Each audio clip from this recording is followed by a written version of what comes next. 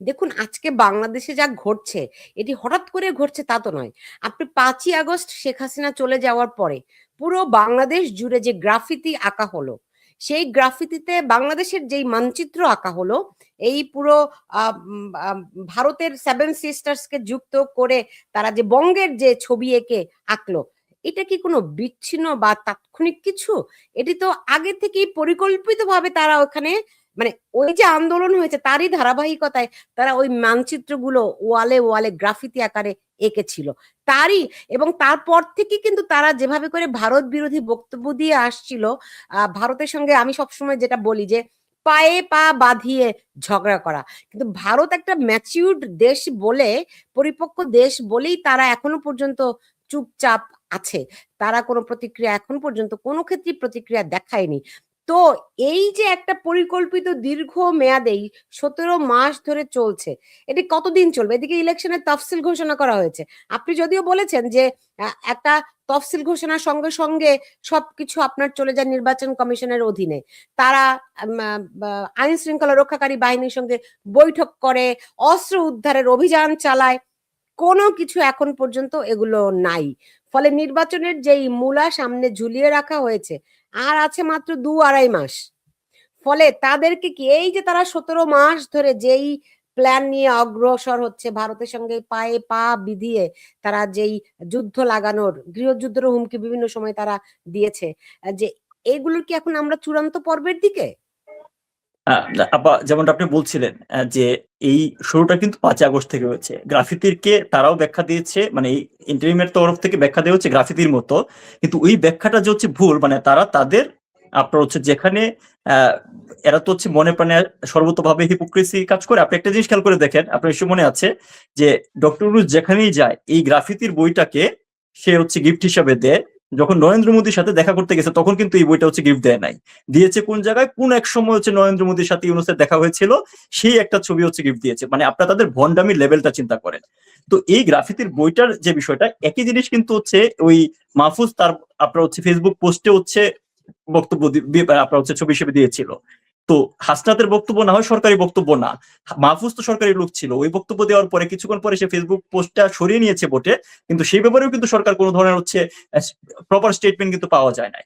তো যেটা আমি শুরু থেকে বলেছিলাম, আমি অনেক প্রোগ্রামে বলেছি যে একদমই গ্রেজুয়ালি জিনিসটা হচ্ছে এই জায়গায় তারা নিয়ে গেছে। শুরুটা হয়েছে ডক্টর ইউনূসের হাত ধরে, এবং এই যে ইন্ডিয়ান নেগেটিভের যতগুলো স্টেক হোল্ডার আছে, সেখানে আপনার এক্সট্রিমিস্ট ফোরাম বলেন, জামাত তো ঐতিহাসিক ভাবেই আপনার হচ্ছে ভারত বিরোধী, তার কারণ হচ্ছে তারা ভারতকে দাবি করে যে ভারতের কারণে হচ্ছে তারা, এবং তাদের দেখেন বক্তব্য বিবৃতিতে পরিষ্কার ভাবে আসছে যে ভারতের কারণে হচ্ছে তারা ওই পাকিস্তান দ্বিখণ্ডিত হয়েছে। সো পাকিস্তান ভাঙার পিছনে ভারতকে তারা দৃশ্যমান ভাবে দাবি করে। আগে একটু আড়ালে আবডালে লুকায় করতো, এখন তো প্রকাশ্যেই বক্তব্য বিবৃতি দিচ্ছে।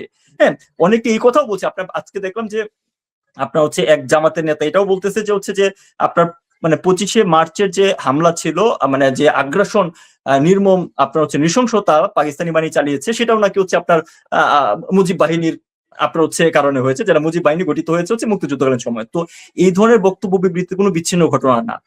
এটার একমাত্র সমাধান হইতে পারতো কোনটা, এই যে ভারত বিরোধী যে গোষ্ঠীটা আছে, আমি আমার আগে একটা ভিডিওতে বলেছিলাম যে একটা সোসাইটিতে আপনার বিভিন্ন দলমতে মানুষ থাকবে, এটা খুবই ন্যাচারাল। তো ভারত বিরোধী গোষ্ঠী কিন্তু স্বাধীনতার পর থেকে, কারণ স্বাধীনতার সময়ে সরাসরি বাংলাদেশের মুক্তিযুদ্ধের বিরুদ্ধে আপনার যে অংশটা কাজ করেছে, রাজাকার, আলবদর, আল শামস, তারা এই দেশে উইদিন 6 এবং হত্যাকাণ্ডের পরে রাজনীতি করার সুযোগ পেয়েছে।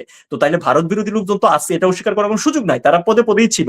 কিন্তু বিষয়টা হচ্ছে যে স্টেট আসলে কিভাবে দেখে, রাষ্ট্র বা সরকার যখন ফাংশন করে তারা এই জিনিসগুলো এন্ডোর্স করে কিনা।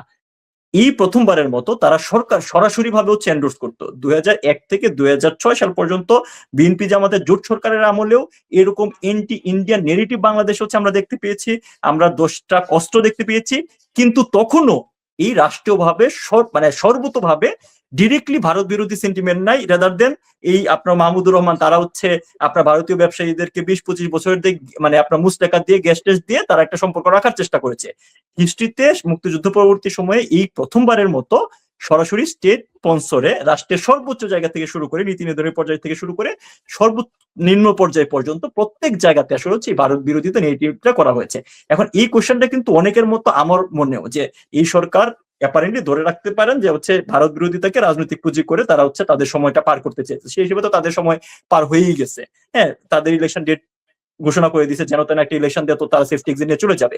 এখনো কেন ভারত বিরোধিতার বয়ানটা আছে? এখানেই আমার বড় কোশ্চেনটা, এবং এখানেই আমার মূল সন্দেহটা, যে এখনো তারা আসলে এই ভারত বিরোধী নেগেটিভটা পুঁজি করে এটাকে কোনোভাবে সেল করে এই নির্বাচনটা না হওয়ার দিকে হচ্ছে যে ইন্টেনশন, আমি এখন পর্যন্ত আসলে সেটাই দেখতে পাচ্ছি। যদিও অনেকে ভাবতেছে যে ইলেকশন হয়ে যাবে, কিন্তু সেই ক্ষেত্রে যেটা বললাম আমি কিছুক্ষণ আগে, ইলেকশন হওয়ার মতো যে পরিস্থিতি, যা হওয়ার 16-17 মাস ধরে হয়েছে, আর 2 মাস বা 59 দিন, বা এর মাঝে তো 3 দিন চলে গেছে, আর আপনার হচ্ছে লেস দেন 2 মান্থস আছে, এই সময়ের ভিতরে হচ্ছে মোটামুটি আইন শৃঙ্খলা পরিস্থিতি ঠিক রেখে ইলেকশন করা। এই যদি ইউনূসের হচ্ছে লক্ষ্য উদ্দেশ্য হইতো, বা তার যে নিয়োগকর্তা যারা আছে, তার যে স্টেক হোল্ডার সেটা হইতো, তাইলে কিন্তু তাদের এই ধরনের বক্তব্য বেরিয়ে, আপনি দেখেন ইন্টেন্সিটি কিন্তু গ্রাজুয়ালি বাড়ছে। আপনি আজকে আপনি ইট খুলে নিয়ে আসে ঘোষণা দিচ্ছেন, অবাক হবো না যে 2 দিন পরে যদি আসলে ভারতীয় কোনো হাইকমিশনে অ্যাটাক হয়ে যায়। কারণ বাংলাদেশে তো সিকিউরিটি বলতে কিছু নাই, দৃশ্যমত ওইভাবে যখন যারে যেমন চাই দেশের লোকজন তা করছে। সো আসলে যদি এরকম একটা একটা অ্যাটাক হয়, সেই ক্ষেত্রে তো কিন্তু আপনার যুদ্ধ অনিবার্য আপনার এই এমবিসি। তাহলে কোনো একটা পর্যায়ে যে এইটা হবে না, এবং সেই ক্ষেত্রে ভারত বাধ্য হবে না হচ্ছে বাংলাদেশে আসলে এই রিটালিয়েট করার, যেটা যে পর্যায়ে হোক না কেন। এবং রিটালিয়েট করলেই যে জিনিসটা হয়, এই জেলেনস্কি সে খুব আপনার হচ্ছে ডেমোক্রেটিক কথাবার্তা বলে, সে কিন্তু একটা পলিটিক্যাল আপনার হচ্ছে স্যাটায়ার শুরু করতো, কমেডিয়ান ছিল তো। তো সেখানে কিন্তু সে হচ্ছে আপনার এই ডেমোক্রেসি আলাপ করতো। সে এই ইলেকশনের আপনার হচ্ছে নির্বাচনের আপনার হচ্ছে যুদ্ধের দোহাই দিয়া ইলেকশন বাতিল করছে, সকল রাজনৈতিক দলের রাজনীতি নিষিদ্ধ করেছে। হ্যাঁ, সে মানে আপনার নিজে সর্বসেবা হইয়া আপনার হচ্ছে ইউক্রেনটাকে এককভাবে ধ্বংসের দিকে নিয়ে গেছে। এবং এর মাঝেও যে $200 বিলিয়ন হচ্ছে তারা লোন এনে এসেছে, তার একটা বড় অংশ তাদের দুর্নীতি করছে, তাদের সেনা যারা সেনা প্রধান ছিল বা সেনাবাহিনীতে ছিল যারা শীর্ষ পর্যায়ে তারা। আমি আশঙ্কা করছি যে বাংলাদেশও আসলে আমরা ওইরকম একটা পরিণতি, আপনি যেটা আজকে শিরোনাম দিয়েছেন তেমনটাই হওয়ার। কারণ আপনি দেখেন বাংলাদেশে কোনো ধরনের হচ্ছে উন্নয়ন কার্যক্রম চলে নাই, কিছু রকম কোনো ধরনের উন্নয়ন কার্যক্রম বাংলাদেশে সেই অর্থে এডিবি বাস্তবায়ন নাই বললেই চলে, বরং কোনো মেগা প্রজেক্ট বাদ দেন, আপনার নর্মাল কার্যক্রমও নাই। তাইলে বাংলাদেশের হচ্ছে যে এই যে বাজেট দেওয়া হয়েছে, বা এই বিদেশ থেকে আপনার হচ্ছে যে রেমিটেন্স আসে আমাদের হচ্ছে, সেই ক্ষেত্রে কিন্তু ওই টাকাগুলো যাচ্ছে কই? আমাদের যে রেমিটেন্স, তারা হচ্ছে জিডিপিটা যে বৃদ্ধি দেখায়, যে আপনার $3 থেকে $4 বিলিয়ন বৃদ্ধি দেখায়, তার থেকে বেশি তো লোন নিয়েছে $7 বিলিয়ন। তাহলে বাকি টাকাটা আসলে এর মাঝে গেল কই কোনো ধরনের খরচ ছাড়া? অর্থাৎ এই ইউনূস সরকার কিন্তু, আমি যেটা মনে করি, আমি যেটা আশঙ্কা করছি, যে এই ইলেকশনের আপনার হচ্ছে দোহাইটা সামনে রেখে, ইলেকশন ডেটটা যদিও তার সামনে দিয়েছে, কিন্তু পুনরায় এই ভারত বিরোধিতার আলাপটা নতুন করে প্রবল ভাবে সামনে আনার একটা মূল কারণ হচ্ছে যে কোনো মূল্যে আসলে সেই ইলেকশনটা কি হচ্ছে পিছিয়ে দেওয়া, এবং অনির্দিষ্টকালের জন্য ক্ষমতা দেওয়া। আপনার মনে আসছে নিশ্চয়ই, কিছুদিন আগে কিন্তু হচ্ছে যে সাখাওয়াত হোসেন, যিনি হচ্ছে সাবেক নির্বাচন কমিশনার ছিলেন, স্বরাষ্ট্র উপদেষ্টা ছিলেন, এখন হচ্ছে নৌ উপদেষ্টা হয়েছেন, সে বলেছে যে এই সরকার যে 2 বছরের মাঝে নির্বাচন দিবে তার তো কোনো ঘোষণা ছিল না, তার এই কন্ডিশন তো ছিল না। তার মানে তাদের তরফেও কিন্তু এরকম হালকা পাতলা বয়ান আছে। তো এই যে প্রেক্ষাপটটা এখন তৈরি করা হচ্ছে, এই পুরো প্রেক্ষাপটটা আসলে দেশকে বিরাজনীতিকরণ করে এই দীর্ঘমেয়াদে এই ইউনুসগণ ক্ষমতায় থেকে, এখন ধরেন ইউক্রেনের না হয় জ্বালানি সম্পদ ছিল, 1/3 জ্বালানি সম্পত্তি আপনি কোনো না কোনো ভাবে ধরেন হচ্ছে আমেরিকার একটা সিকিউরিটি বা কিছু একটা আপনি সাবস্ক্রাইব করতে পারেন। বাংলাদেশে তো কিছুই না, সবে তো নির্মূল হিসাবে হচ্ছে আমাদের বন্দরগুলো আছে, আমাদের সমুদ্র সীমাটা আছে। তো সেটাও যদি হচ্ছে আসলে বিদেশিদের হাতে তুলে দেয়, বাংলাদেশের মানুষের বোঝা উচিত যে এই দেশে তারা থাকতে হবে। ইউক্রেনের লোকজন 70 মিলিয়ন, 7 মিলিয়ন লোক, মানে প্রায় 70 লাখ লোক, তারা দেশ ছেড়ে চলে যাইতে পারছে। কারণ কি? পুরো European border connected, land border দিয়ে কানেক্টেড, যেতে পারছে। বাংলাদেশের মানুষের কিন্তু কোথাও যাওয়ার উপায় নাই।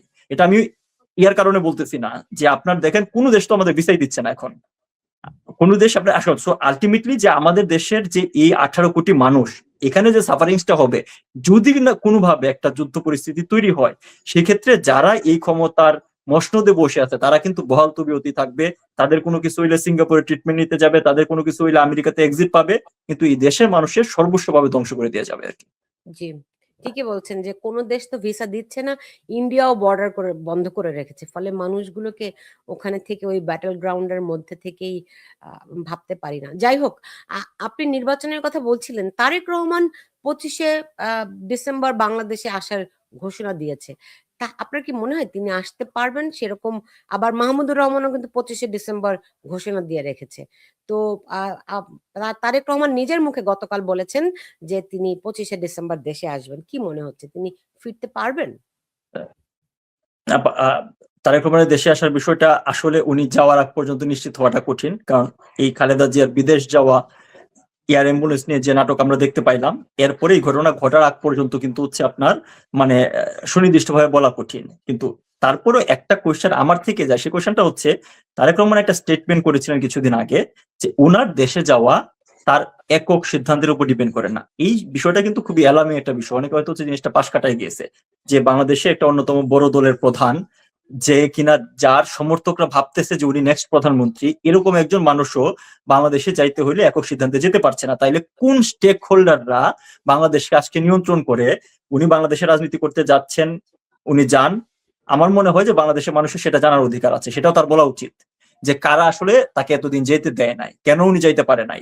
স্পেসিফিক্যালি উনি বলেছে যে তার একা সিদ্ধান্তের উপর ডিপেন্ড করে না, অনেক কিছু জড়িত, অনেক স্টেক হোল্ডার জড়িত। তাহলে কারা সেই স্টেক হোল্ডার যারা, কারণ এই গভর্নমেন্টের শুরু থেকে আমরা দেখে আসছি যে ইন্টারিমের সময়ে ডক্টর আপনার ইউনূসকে তো হচ্ছে বিএনপি খোলা সাপোর্ট দিয়ে গেছে। মির্জা ফখরুল ইউনূসের মাঝে জিয়াকে, স্বয়ং জিয়াকে দেখতে পাচ্ছে। তো তার যে বিএনপির যে কাচুমুচু ভঙ্গিতে হচ্ছে এই সর্বতভাবে তার এই ইন্টারিমের সকল আপনার হচ্ছে অপকর্মের দায়ভার নিয়েছে, সকল ভাবে হচ্ছে রাষ্ট্রবিরোধী সকল কাজে, দেশবিরোধী সকল কাজের কে একদম সাইলেন্ট সাপোর্ট দিয়ে গিয়েছে। এত সাপোর্টের পরেও তার যদি এটা মনে হয় যে হচ্ছে এক্সটার্নাল কোন স্টেক হোল্ডার তার যাওয়াটা এতদিন আটকিয়ে রেখেছে, আমার মনে হয় বাংলাদেশের মানুষ অ্যাটলিস্ট যারা বিএনপি করে তাদের জানার অধিকার আছে যে কোন সেই শক্তি যে কারণে উনি এতদিন যেতে পারেন নাই। আমি চাই উনি আপনার হচ্ছে যাওয়া যাক, সুস্থ স্বাভাবিক মতো যাক, কিন্তু একই সাথে দেশের মানুষের এটা জানা উচিত, কারণ আমরা বারবার এটা শুনি বাংলাদেশের রাজনীতি বিদেশ থেকে নিয়ন্ত্রিত হয়, বাংলাদেশে অনেকগুলো স্টেক হোল্ডার জড়িত। অবভিয়াসলি বাংলাদেশের মতো আপনার জিওপলিটিক্যাল ইম্পর্টেন্ট একটা জায়গায় অনেক স্টেক হোল্ডার থাকবে, কিন্তু মানে তারেক রহমান কার কোন পক্ষ থেকে আসলে সেই সিকিউরিটি থ্রেটটা পাচ্ছিলেন সেই বিষয়টা হচ্ছে অ্যালার্ট করলে সকলের জন্য হচ্ছে সিকিউরিটি আপনার হচ্ছে এনশিওর করাটা ভালো হতো। জি, জি। আমি শেষ করব আজকে। আপনি জানেন যে এই গত ১৭ মাসের মধ্যে সম্ভবত এই প্রথম ভারত মানে বাংলাদেশের হাই কমিশনারকে তলব করেছে ভারত, এবং তারা আবারও নতুন করে ইনক্লুসিভ নির্বাচনের কথা বলেছে। কিন্তু পররাষ্ট্র উপদেষ্টা বলেছেন যে ভারতের নসিহত শুনে তারা কাজ করবে না। তার মানে কি কোনো ইনক্লুসিভ নির্বাচন হবে না, এই তো? এটা তো ধরেন হচ্ছে যে মানে আপনার এই ইলেকশন যদি করতেও চায় তারা সর্বতভাবে হচ্ছে আপনার আওয়ামী লীগকে বাদ দিয়ে ইলেকশন করবে, এটাই তো তাদের মেইন প্রিপারেশন। এটা তো স্বীকার করার তো হচ্ছে আপনার কোনো কারণ, এটা দৃশ্যমান তারা প্রকাশ্যে বলছে, অন্যরা কে কি বলছে এটা তারা হচ্ছে কেয়ার করছে না। এটা তারা তাদের মতো যেটা বললাম যে হচ্ছে আপনার ডাকসু তো ইলেকশন হয়েছে, এই বিভিন্ন ছাত্র সংসদ গুলো করা আছে, এরকম হচ্ছে ডামি ইলেকশন, দেখানো ইলেকশন করতে গেলে আপনার হচ্ছে করা যেতে পারে। সো মানে তাদের বক্তব্য অনুসারে বোঝাচ্ছে যে ভারতকে তারা আসলে হচ্ছে ধরেন পাত্তা দিচ্ছে না। সেক্ষেত্রে আরেকটু স্ট্রং হয়ে ডিপ্লোম্যাটিক রিলেশন কাট করে দিলে তাইলে বোঝা যেত যে হচ্ছে তারা আসলে হচ্ছে কতটুকু স্ট্রং এই বিষয়ে। আমরা আজকেও দেখতে পাচ্ছি যে হচ্ছে আপনার অনেক চেষ্টার পরে আপনার দুবাই থেকে ভারতীয় চাল কিনা, সিঙ্গাপুর থেকে ভারতীয় চাল কিনা, এগুলা বাদ দিয়ে কিন্তু হচ্ছে আবার back to the pavilion Bharat থেকে হচ্ছে আবার চাল কিনতে হচ্ছে।